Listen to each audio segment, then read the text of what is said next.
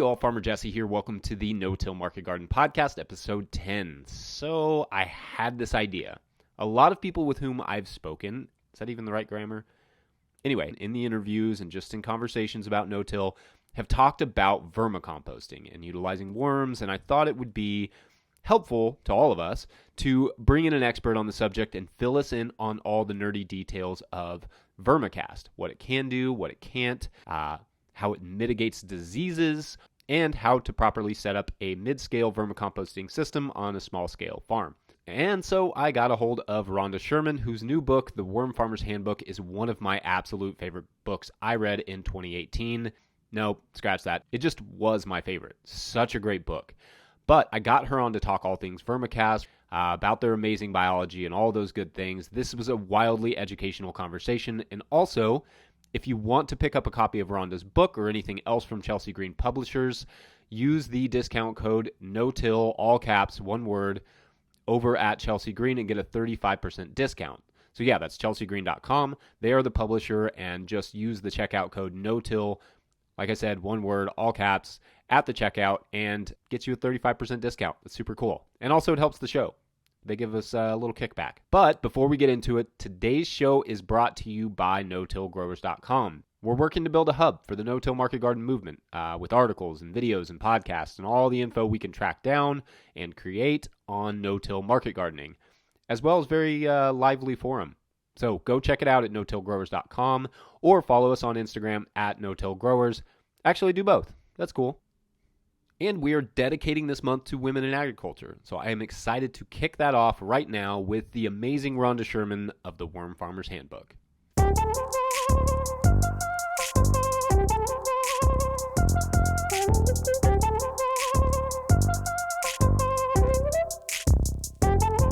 Rhonda Sherman, welcome to the podcast. Thank you. Happy to be here. Absolutely, and I'm very excited to have you on. I loved the Worm Farmer's Handbook, and I know a lot of farmers like myself have worm bins and would like to maybe scale that up a little bit, and I'm excited to talk about worms. Wonderful. Maybe we could start, if you're down with it, having you tell us a little about where you are and what you do. Okay. So I'm at North Carolina State University, which is a land-grant university, and every state has one. And what it means is that people at the university either teach or do research like they do at other universities, but at a land-grant university, they also do what's called cooperative extension, sometimes called outreach. But anyway, it means that the public can come to us and we provide them with non-biased, research-based information. So it's a really cool thing what land-grant universities do. And I've been at NC State for 26 years as 100% extension, and I really enjoy that. Nice. So can you describe what the Worm Farmer's Handbook is and how it came about? Sure. So actually, my background is solid waste management. I've been passionate for several decades about keeping trash out of the landfill. And so I was hired by NC State when recycling was first initiated here in the state. And so people were calling the land-grant university and saying, how do I recycle? And I noticed that food waste was not being discussed locally, nationally, nowhere. So I started writing about that. And one of the publications I wrote 25 years ago was called Worms Can Recycle Your Garbage. And it's an extension fact sheet. And my colleagues made fun of me because I was writing about worms. They're like, what are you doing? But it was so popular, it kept having to be reprinted. And then calls and emails started flooding in from all over. And now people in 110 countries have contacted me directly to say, I want to know more about vermicomposting. Can you help me? So I started writing more publications, and so I have a number of, free publications on my website. And then Chelsea Green Publishing contacted me and said, we noticed that there's not a book on the market about mid to large scale vermicomposting. and we're told that you would be the one to write it. And I said, yes, I would love to.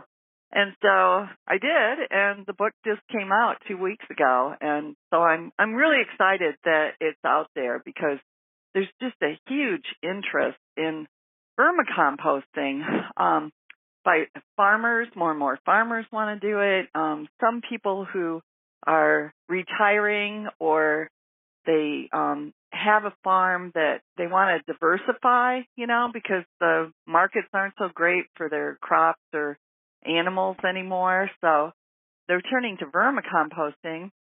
And then a number of other, like schools are taking all of their dining hall waste and vermicomposting, and other businesses. And, think about all the types of institutions and businesses that all generate food waste. And so a lot of them are turning to vermicomposting. So this book helps to guide them through the process, helps them to understand, because it's not rocket science, but there are a lot of ways to kind of mess up and accidentally kill your worms. So I just, lay it out there in pretty simple terms on how you can successfully vermicompost.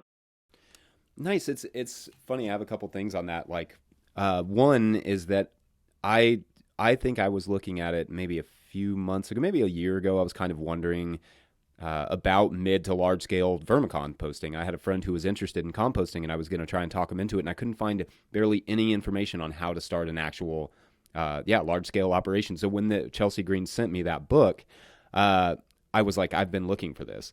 And to the diversity of interest thing, it's really interesting because I was at a conference, a seminar the other day with Pierce from Dirt Hugger out in Washington, and he was here in Lexington, and the kind of people that had come to that seminar were farmers, people from grocery stores, were people from Republic, the waste management company. It was wild. It was wild how many people were interested in it. Yeah.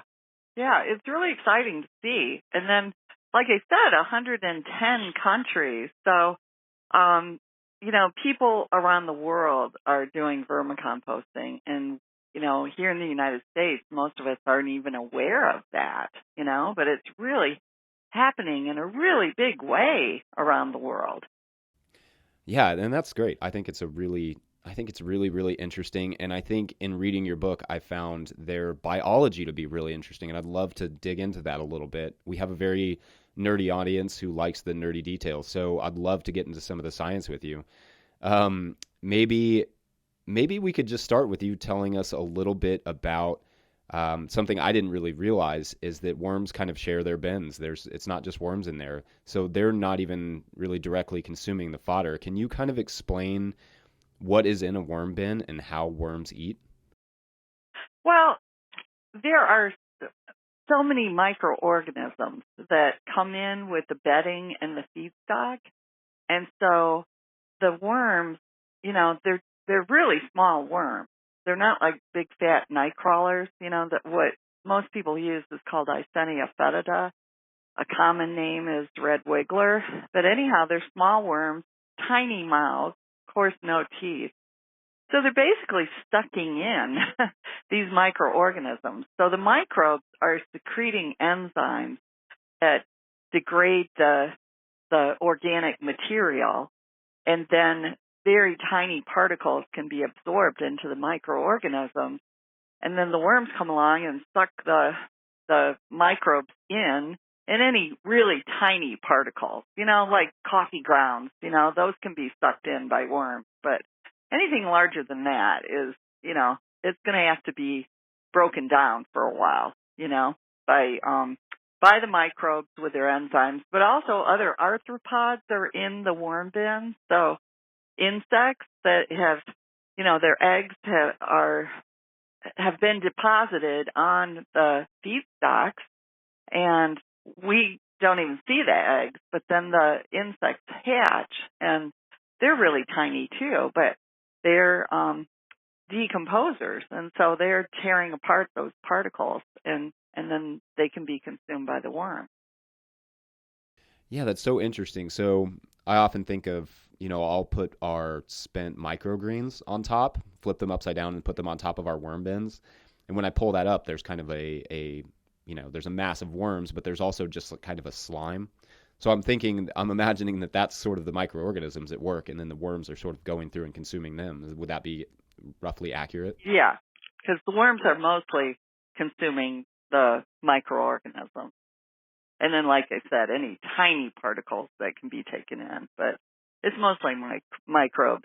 And then in their gut are microorganisms. And then as things are taken into the worm, it actually increases the number of microorganisms. So what comes out the other end is greater numbers of microbes than what went into the worm.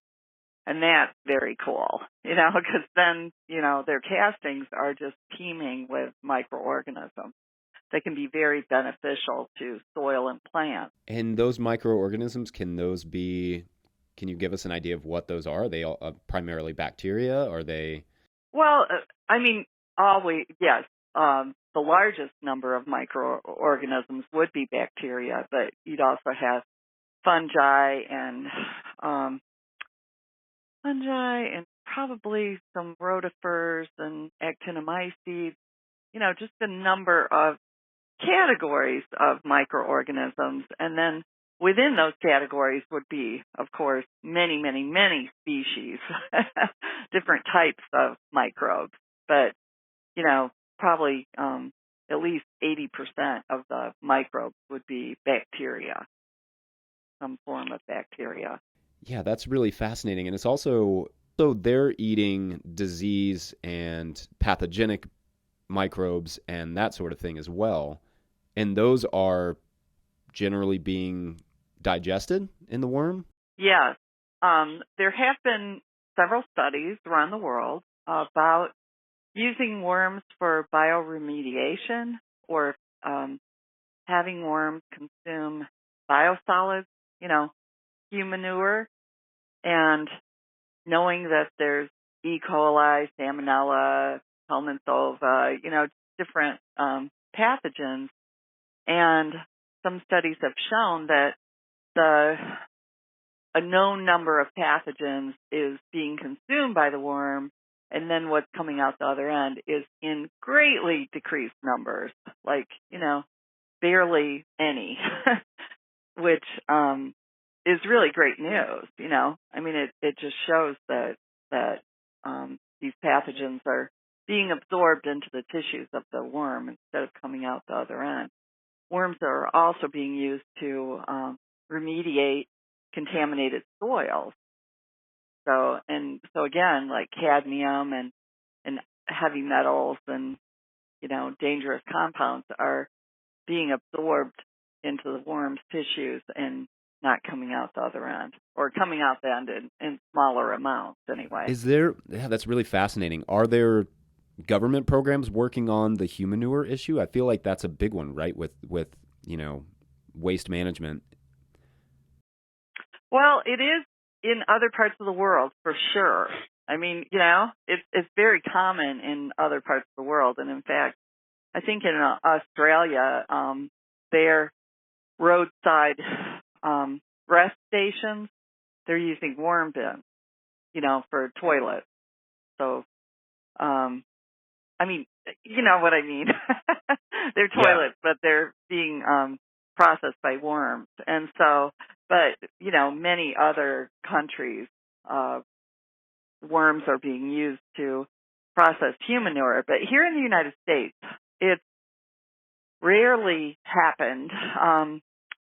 So actually, I'm trying to think of how long ago, maybe 12 years ago, a couple of townships in Pennsylvania, they were small towns, and for their wastewater treatment stations decided to vermicompost, what was processed by the wastewater treatment center and then fed to worms. And that took place for a while, but they were just, they had some challenges, just with the process. They really, I think, needed to be pre-composting the material and then feeding it to worms, I think it might have gone more smoothly for them.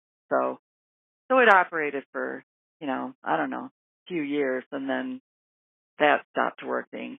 I know somebody in California was working at a wastewater treatment plant, and I think he was experimenting. I don't think it was a formal thing. There was a famous research project that went on in Ocala, Florida, over a decade ago, and it was at a wastewater treatment plant, and they had worm beds, and after the wastewater treatment, they actually spiked the worm beds with the 4 most common pathogens of concern, and so that was E. coli, Salmonella, Helminthova, and so that's where they knew we applied this much, and this is how much came out the other end. And so they showed drastic decreases in the pathogens in the vermicompost, and it was below the EPA levels, like well below. So EPA establishes levels. It's like, okay, if you have more than this much E. coli, then, you can't use this product. And so it was much lower. And so the researchers felt they were happy that, they felt like, wow, we've had a success. So they submitted it to the EPA for Class A biosolid approval, and the EPA rejected it. And it's because the EPA said that they didn't like the protocol. And so basically, the EPA, I spoke to the EPA guy, and he said, we wish they would have come to us first, and we would have said, we want you to, do the research in this way. And I said, what way is that? And they said, well, we don't really know. We don't have a protocol. But if they had come to us, we would have developed something, So I don't know. That was just kind of interesting that it was rejected. So a lot of people see that study and go, oh, yeah, this was successful. But as far as, the EPA, in their opinion, it was not. It's funny, too, because I imagine that they're, in terms of things like humanure, certainly the EPA has to be very concerned, or anybody, with those specific pathogens. But there's also just a deep taboo surrounding humanure that's probably going to take a long time to subside. Yeah, and there's a lot going on with humanure. I mean, if you're in a developing country, say, or in a situation where the feces is just going directly into a worm bin, that's one thing. If you're here in the United States and you're flushing not only fecal matter, but drugs and pharmaceuticals, all sorts of things down the toilet, it's kind of alarming if you think about all the things that do end up going to wastewater treatment plants. And, Right. There's a lot to be concerned with there. There is, So. Well, let's talk a little. I didn't mean to go so far into humanure, but I definitely found that fascinating. But I do want to talk about pathogens in terms of plant pathogens and worms, and how what kind of studies have been done on vermicast and plant pathogens. Well, lots and lots of studies have been done about that. In the book, I mentioned that I just typed into Google Scholar vermicompost effects on plants. That's all I typed in. And 27,500 research articles came up as a result of only typing in those words. And so, which is really mind blowing, it's like, wow, who knew there were so many articles? But then of course you could tweak that and add so many other keywords, so many combinations, and especially you could say plant pathogens and vermicompost. I did not type that in, so I don't know what the answer is, but I know that research has taken place throughout the world. Of course, my friend, Dr. Norman Aaroncon, he was a postdoc student at The Ohio State University over a decade ago. And in the United States, probably the most work being done with vermicompost effects on plants in terms of plant growth and disease suppression and pest suppression and parasitic nematode suppression. They were doing all sorts of experiments with a variety of plants in greenhouses and in the field, and they had really remarkable results. So he was a postdoc there, then an assistant professor, and then he actually moved to Hawaii. Jealous of him that he's there. You and I are sitting here shivering right now, but he's enjoying warm weather in Hawaii. But he's at University of Hawaii Hilo, and I mentioned his research quite a few times in chapter 3 of my book because I'm most familiar with his work because he is a friend of mine and he's spoken at my annual vermiculture conference probably 15 times. I just held my 19th annual 2-day conference, and it's the only annual conference in the world on mid to large scale vermicomposting. So people come from all over the world, and he flies in all the way from Hawaii to speak at the conference. And so he talks about all of the things I just mentioned, the plant growth and disease and pest suppression. Using solid vermicompost on one day, he'll lecture for an hour and a half on that. And then on the next day, he lectures for an hour and a half on using aqueous extracts of solid vermicompost. So, in other words, tea, and its effects on plants in the same ways. That's cool. I'd like to talk a little bit about that. Would that technically be considered humic acid? What is humic acid, and how are those teas generally used? Well, the teas. Okay, so I'm glad you're asking about teas because there's a lot of confusion about it because people who don't manage their worm bins correctly can end up with excess liquid. Okay? Now, worms, they need moisture in order to breathe. They don't have lungs like we do. It's the gaseous exchange of oxygen and carbon dioxide through their moist skin that keeps them alive.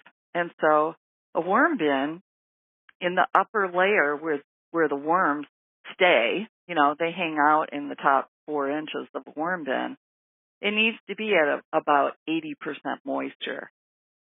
And so some people, they assume, the entire bin should be at 80%, and they just add too much liquid. Or they add very liquidy feedstocks, and it's too much. And so they end up with stuff leaking out of the bottom of the bin. And that's leachate.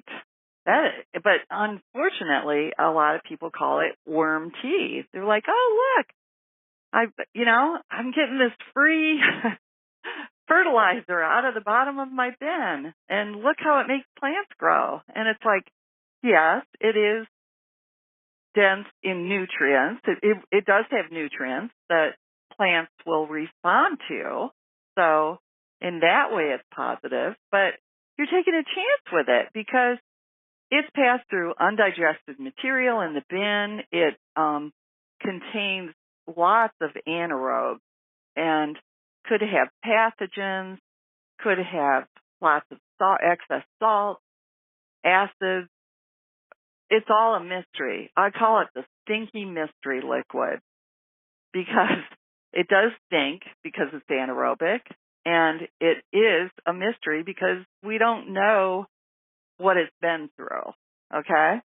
Whereas if you take finished vermicompost, so if you do things correctly and you remove finished vermicompost from your bin, then you can carefully brew it into a tea or aqueous extract, and use that on your plants and feel more confident that it's,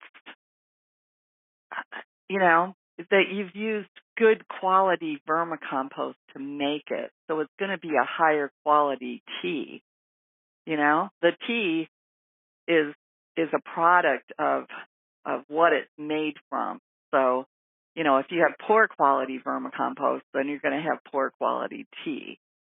I get dismayed when I see articles from, some scientists. They're like, "Oh, I tried this tea and it didn't work."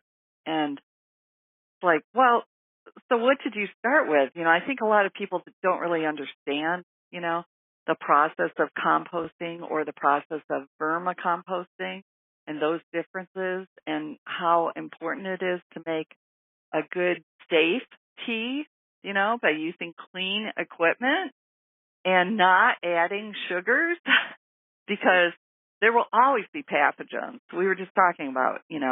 coli, salmonella. It's throughout the environment. Small quantities are throughout the environment, but they're so small that, we're not just all getting sick all the time, right? So in vermicompost or compost, there may be tiny amounts of these pathogens, but if you add sugars to the tea brewing, then it's going to greatly increase your microbial population, including the pathogens. And so, it's like you've just created all of these extra pathogens. So that's dangerous. So, if you're going to intentionally use tea on plants, then use the highest quality you can. Don't take a chance with this stinky mystery liquid. Two things. One, I'm guilty of using the stinky mystery liquid. And two, a lot of people are, okay? Yeah. Yeah. I mean, I aerated it, but I've definitely done that. What about humic acid? Where does that come into play? So humic acids are just part of the vermicompost. So it's interesting that, probably 18 years ago at one of my early vermiculture conferences, a scientist from a university got up and was talking about the effects of vermicompost on plant growth. And he was very enthusiastic because, they were really impressive results, but he kept saying, yeah, it's like magic. And it's like, ooh, magic is not a very good term for a scientist to use. And so, but that's just it. Back then, they hadn't unlocked the secret to vermicompost and why it does have such a profound effect on plant growth. And so, so in the interim, in the past 18 years, they have definitely figured out more about what's going on. There's more to be discovered, but Dr. Norman Aroncon was one of the he did pioneering work in this, where he discovered the humic and fulvic acids and other, auxins, all sorts of things that are in vermicompost. So he works with that. I don't personally work with that. I'm too busy telling people how to correctly set up worm bins and get vermicomposting operations going. I don't do the actual research on the plant. I don't have time for that. Hey, y'all, just jumping in here to say that if you are enjoying this episode, make sure to subscribe to the podcast or leave a review wherever you get your podcasts. And also make sure to sign up as a patron of the show at our Patreon page. That's patreon.com/farmerjesse. We need to grow that to grow this podcast and grow no-tillgrowers.com.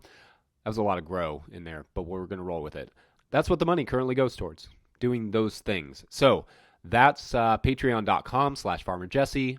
All right, back to Rhonda. Nice. I do want to get into, I want to have you give us a good rundown of how to do a composting vermicast bin. But first, I want to talk a little bit about those effects on plants that you kind of mentioned. You know, I think in your book you wrote something like, something I really found interesting was that there was some research that suggests essentially like 5 to 50% incorporation of vermicasts in your soil mix is really good, but when you get to that 60% plus, it actually has negative effects on plants. Can you talk about that a little bit? Yes, and that's why for me, I tell people 20% is good enough. I mean, and not just good enough. I mean, I've looked at a number of studies that where 5% did have a profound effect on plants, and 10% and 20%, and 30 and 40 definitely can have a great effect on plants, but sometimes the 40% vermicompost by volume is has similar effects as 20% by volume. And so why would you even use 40%? So I think it's good to look at the literature, and it's really essential to realize that no two vermicomposts are alike. Okay? And so I talk about that in detail because I give an example with dairy manure. Say if you're raising cows and I'm raising cows, you and I are probably feeding them something different, and we might use different bedding, and just have a number of different factors. And so my dairy manure is going to be different from your dairy manure. And so the resulting, and then just the whole process of vermicomposting, we might use different methods. And so our vermicomposts are going to be different. So they're going to affect plants differently. Not only that, different plant species react differently to the different types of vermicompost. I just said different about 6 times in a row. I apologize for that. But and it's hard to talk about. I mentioned in the book that it makes my head spin. But basically, for example, at Ohio State and now at University of Hawaii, where Norman Aaroncon is doing his vermicompost work, he's done it with peppers and tomatoes and petunias and cucumbers and just a variety of plants and different crops, and they respond differently to the type of vermicompost that is used. So at Ohio State, they were using 4 different types of vermicompost. So one was from a large producer that fed old corrugated cardboard to their worms. Okay? Another was feeding dairy manure to their worms. Another was using hog manure.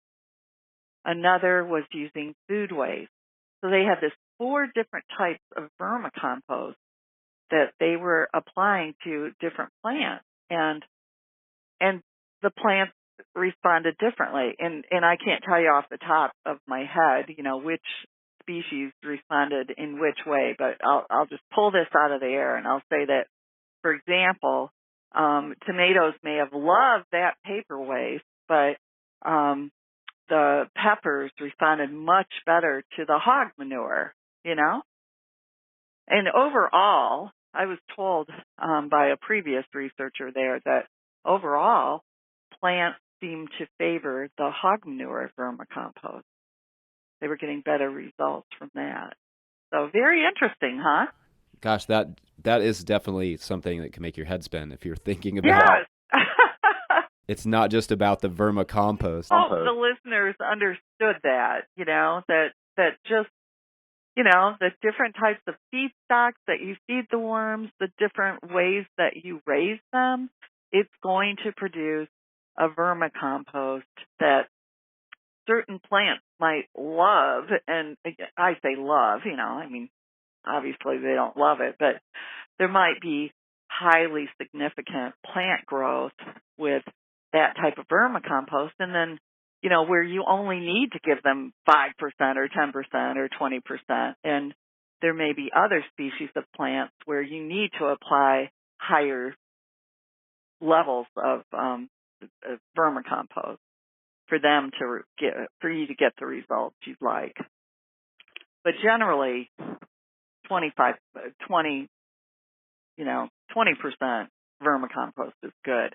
And another reason why you would want to go for 20% over 40%, if you can manage to get the results you want, is because, well, if you're producing it, that's one thing. But if you're buying vermicompost, it sells for a lot of money.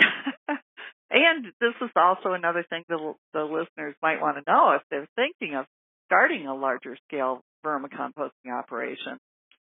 The comparison between vermicompost and compost in terms of the price that you can get for it is astronomical. So if you were going to manufacture thermophilic compost, so compost that's gone through the heating cycle, worms are not involved, you can sell a cubic yard for about $30, $35, whereas vermicompost, if you want to sell a cubic yard of that, minimum of $200.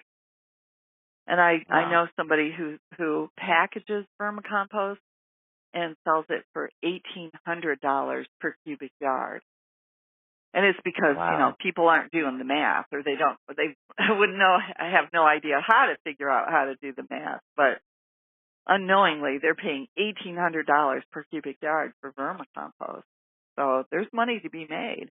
Yeah, certainly. And then there's also the option, I guess, of selling the worms themselves as well. Yes, that is an option. So people who are, you're going to make more money from vermicompost than you are from worms. All right? So you need to, I think it's important to go into it deciding, what am I going to do? Is this only going to be a worm business or only a vermicompost business? You can combine the two, but it's really, you need to keep your population pretty stable in your vermicomposting operation.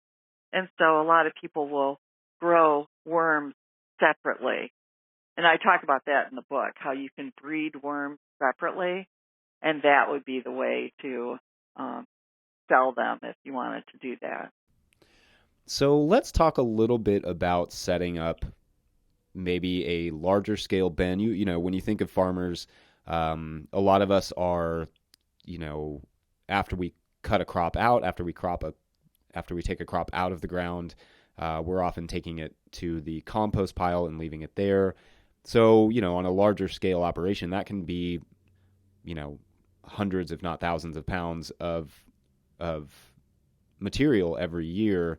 So what are the kind of key components of setting up a vermicompost system for somebody that may be doing like vegetable production? Okay. So first of all, it's really important to understand that thermophilic composting and vermicomposting are totally different systems. Okay?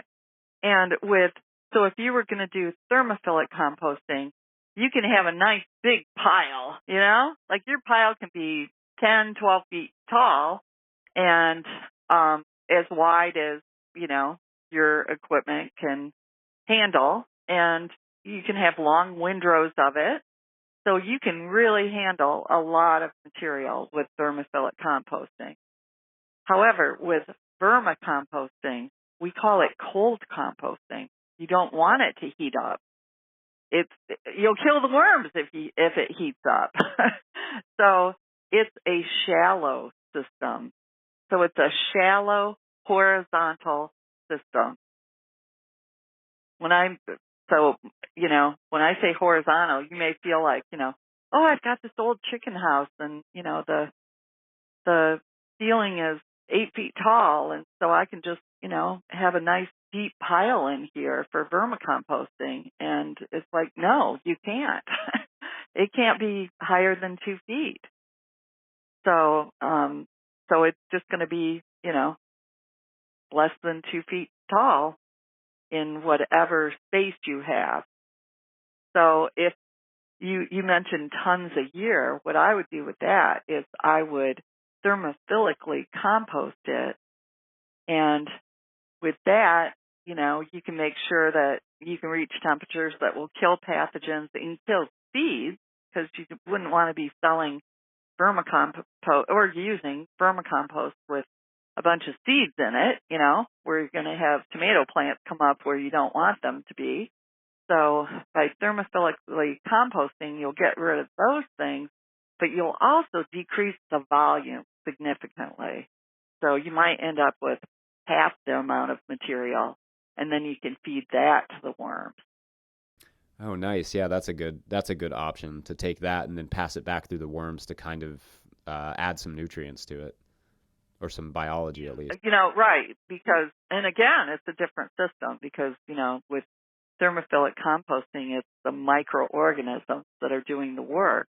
And with worms, it's the microbes are doing work, but then it's passing through an animal, so it's getting stabilized as it passes through the worm, and it comes out the other end. It's stable. You don't have to cure it, and it's ready to go, and it's, fine particles.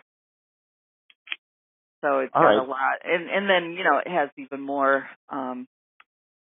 microorganisms, and then the humic and fulvic acids and all of that. So, I always think about the value of the product, and, it's like, yeah, vermicompost, it's just going to be a better product, Going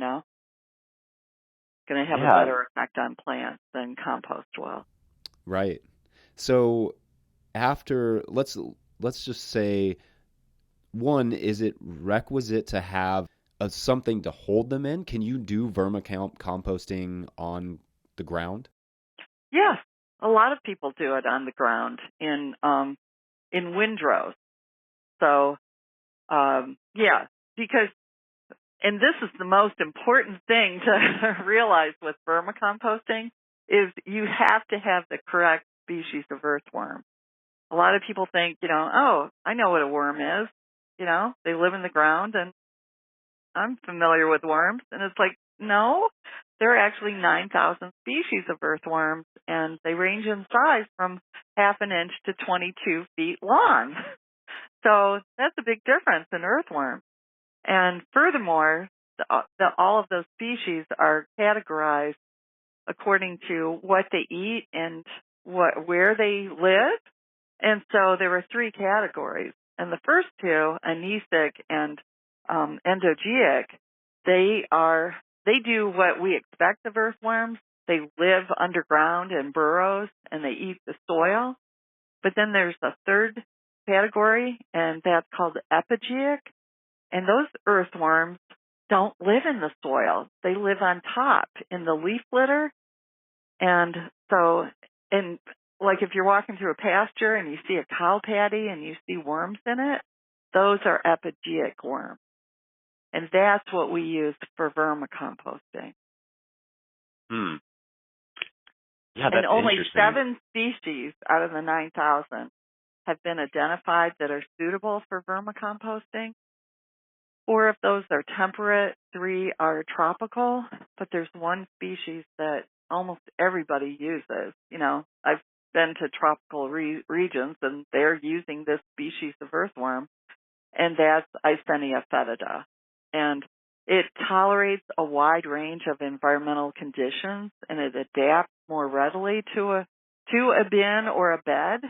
And so I just think they're the easiest to work with vermicomposting. And so that's the only species I wrote about in the book.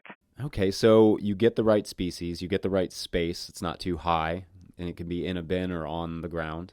Has to be under cover, correct? No, doesn't have to be.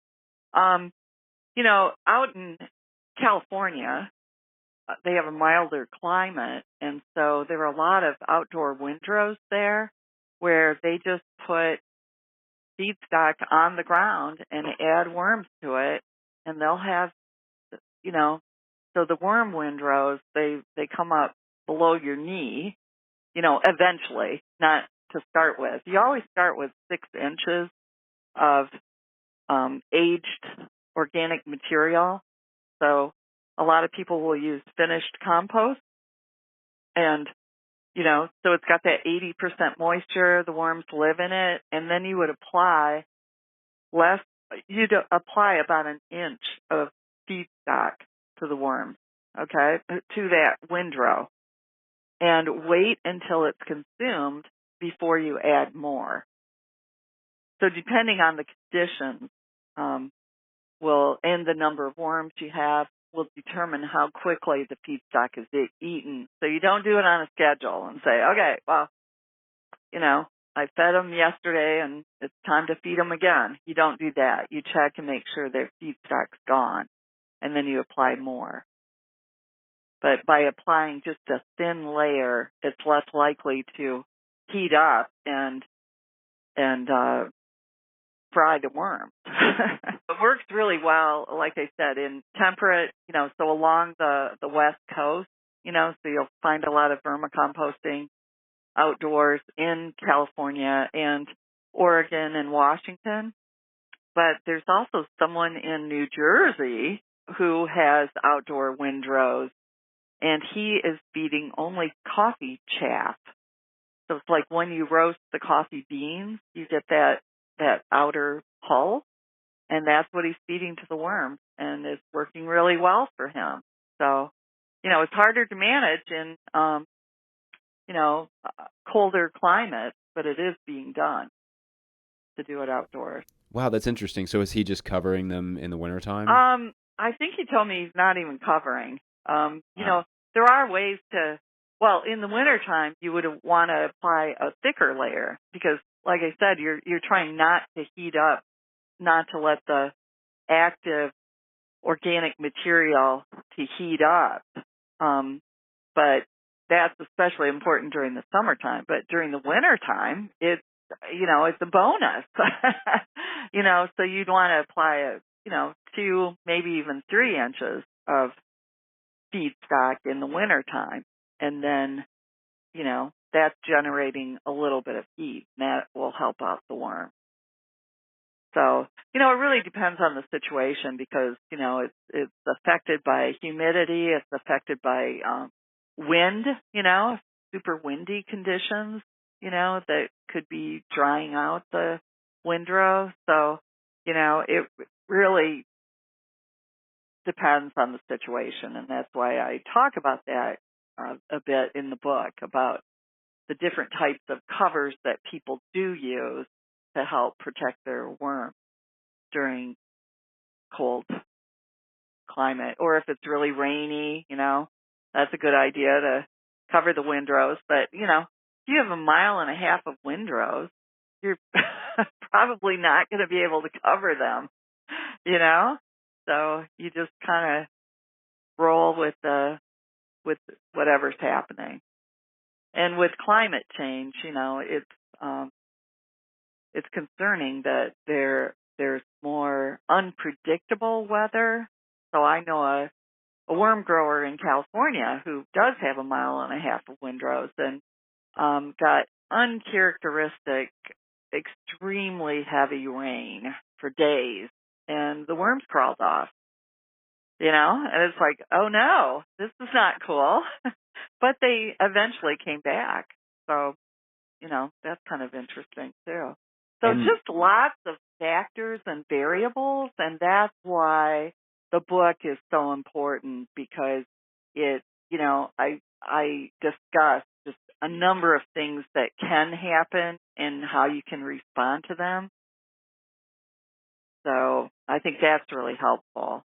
Sure. And you give a lot of case studies in the book for different farms that are doing it in different areas. Right. Case studies of, so worm farms, different types of worm farms, or smaller businesses that entrepreneurs have set up. I did a variety just so people could see the scale.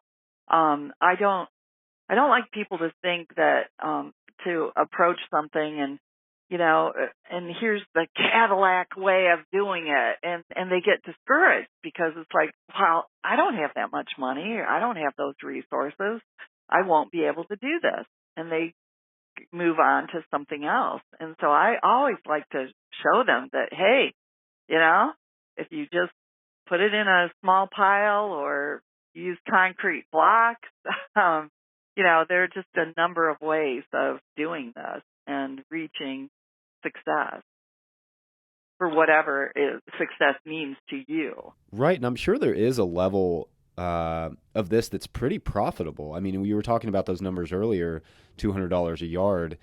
What kind of income are some of these worm farms able to pull in on in small buildings, I'm assuming?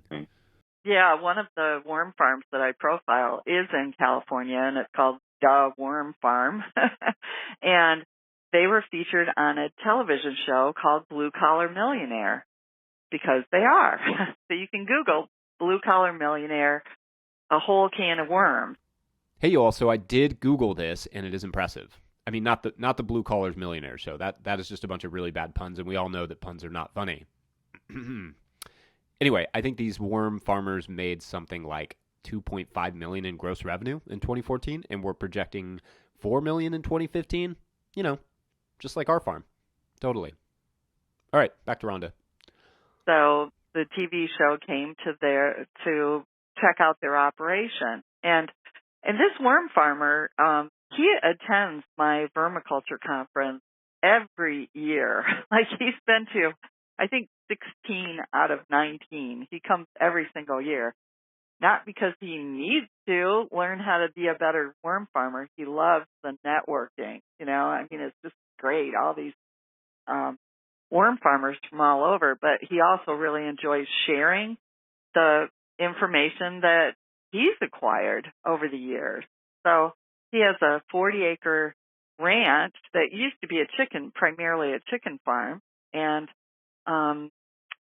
they converted it to a worm farm, and they were making their own compost and had these, miles of windrows, and they were so successful that they couldn't make compost fast enough. So they changed, they just kept adapting their business plan. And so now they're shipping in compost daily, and it ships right back out. So they are literally making millions of dollars with a variety of soil amendments. I love people seeing their type of business strategy, because they sell, 60 or 80 different products, and they adapt to provide what the customers need. And that is so important, because people who put all their eggs in one basket say, okay, I'm just going for this market. Well, if that market dries up, then you're out of business. And so by having a diverse variety of products, then you're going to be much more successful.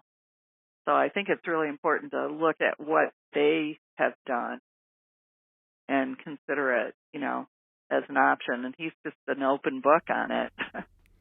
That's great. Before I let you go, I want to hear, when it comes to applying vermicompost to a garden, right? In the situation where you're no-till, you're not tilling it in anyway. So do you have any recommendations for how to apply it in a way that is going to utilize that the best?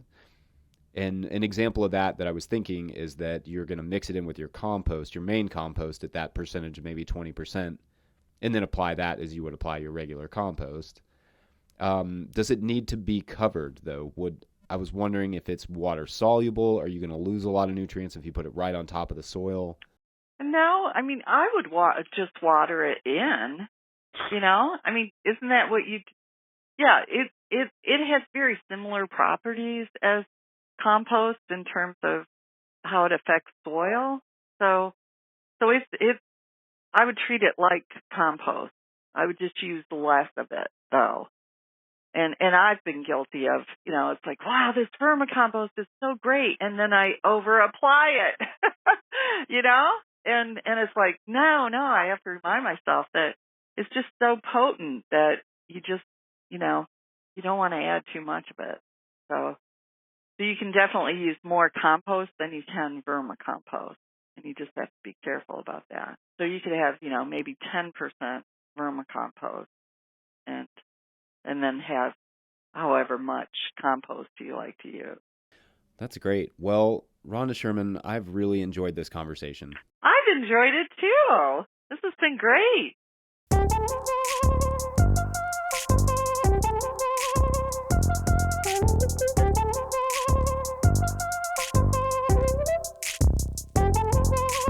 All right, if you enjoyed that podcast, make sure to check out Rhonda's book, The Worm Farmer's Handbook. You can grab a copy with a 30% discount over at chelseagreen.com with the discount code, all caps, no spaces, no hyphens, no till. That's NOTILL, all one word. And in so doing, that kicks a few dollars back to the show. So do that. You can also pick up other books from Chelsea Green, and you know Chelsea Green. This is the publisher of Elliott Coleman and so many other good things. So pick up another book while you're over there. Maybe all of them. That would definitely help the show. Also, subscribe to this podcast and check out no-tillgrowers.com. If you like that content, really consider becoming a patron over at patreon.com/farmerjesse.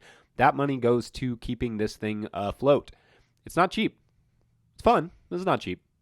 Follow us on Instagram at no-tillgrowers and engage over at the forum of no-tillgrowers.com under the community tab.